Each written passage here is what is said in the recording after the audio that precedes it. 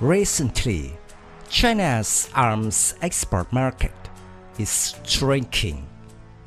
The value of weapons has decreased. People are asking the question of whether, due to the quality, causing Chinese weapons to drop like that.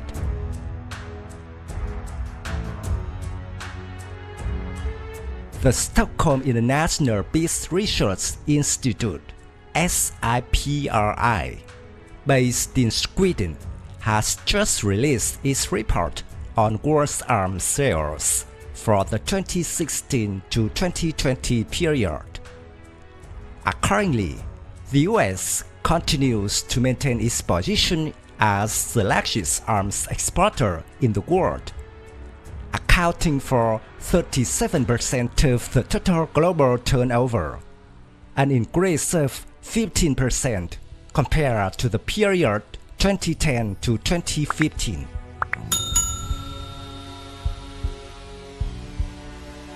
Ranked second after the US is still Russia, the world's second largest arms exporter, accounting for 22% of total global turnover.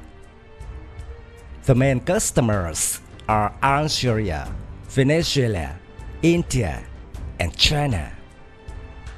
In addition, Russia is doing military cooperation with more than 80 countries around the world, exporting weapons and defense products to 62 countries.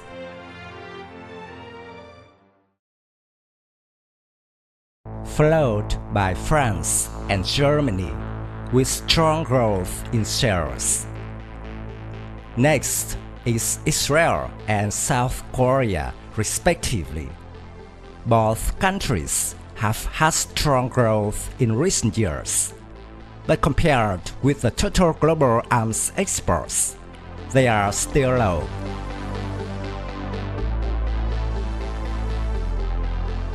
Meanwhile, China's arms export market decreased by 7.8%.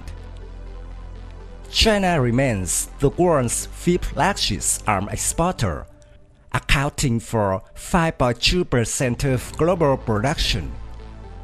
But under pressure from the US-China trade war, familiar Chinese customers have turned to buying US weapons.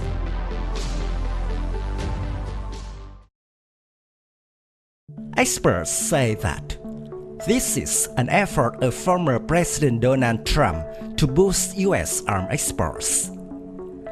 Americans are increasingly aware of the threat posed by China, and they are doing everything they can to stop China.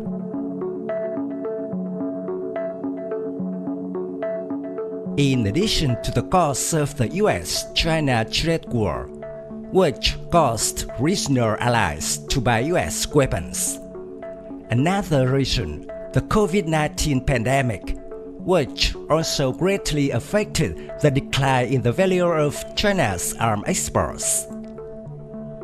The United States also tries to propagate that Chinese weapons are a threat in the Indo-Pacific strategy, as well as condemn China's illogical actions to dispute sovereignty over the sea, so that countries in the region would refuse to buy Beijing's weapons.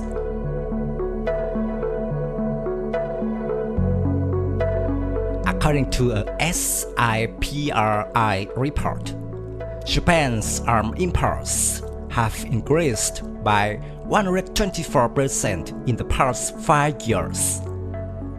Japan's Ministry of Defense has planned to spend $240 billion from April 2019 to March 2024 to strengthen its air defense capabilities to protect the island nation against threats.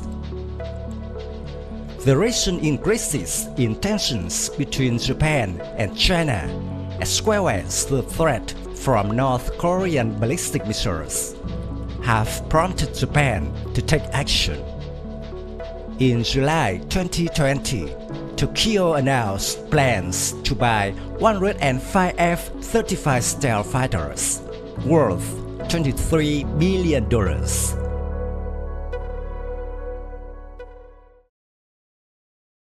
After Japan, Taiwan also increased its purchases of American weapons under President Trump.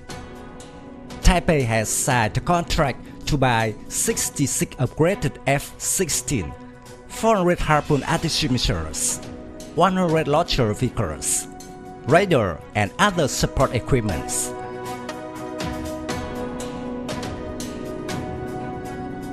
Thus they are the world's second largest arms exporter, accounting for 22% of the global value in the period 2016 to 2020. The value of Russian weapons decreased by 22% compared to the 5 years earlier. The main cause of this decline is due to US competition around the world.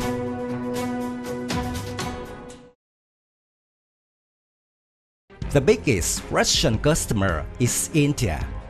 In the period 2016 to 2020, Russian arms exports to the Indian market decreased by 33%, leading to the decrease in Moscow's exports. However, analysts say that India's arms imports are expected to increase over the next 5 years, due to increasing threats from China and Pakistan.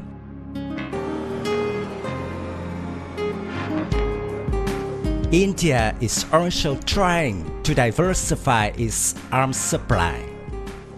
The Indian military mainly imports weapons from Russia, the US, France, and some other countries. Their new trend is to focus on domestic weapons development and technological innovation. The most recent arms deals for India are earned from the US and some Western countries.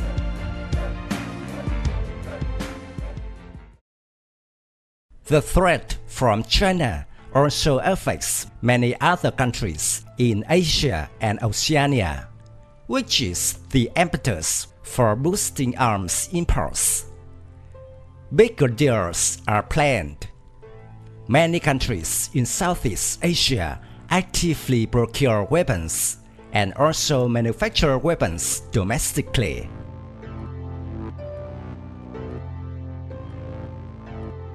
It can be said that China's recent policies and actions are against them. As the threat from China increases, other countries must also take appropriate action to respond. They will increase their procurement of weapons, and of course, they will never choose made in China.